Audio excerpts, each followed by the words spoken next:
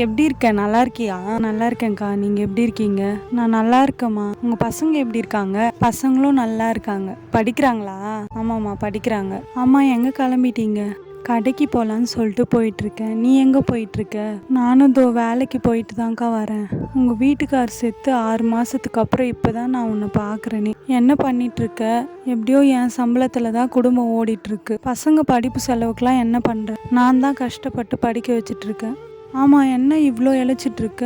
வேற என்னக்கா பண்ணுறது? உடம்பு இழைக்க தான் செய்யும். புதுசாக என்ன கண்ணாடிலாம் போட்டுட்ருக்க? அதுவா, கண்ணு வலிக்குதுக்கா, அதனால தான் போட்டுட்ருக்கேன். போயிட்டு வரேம்மா. போயிட்டு வரேன்க்கா.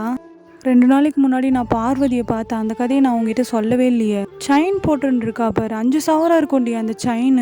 கண்ணாடி போட்டுன்னு இருக்கா. கேட்டால் கண்ணு வலி, கண்ணு ப்ராப்ளமா. கண்ணு வலிக்கெலாம் போட்ட மாதிரி தெரியல. செயின் அவ்வளோ பெரிய செயின் போட்டுன்னு இருக்கா. பசங்களை படிக்க வைக்கிறதுக்கு கஷ்டப்படுறேன்றான்.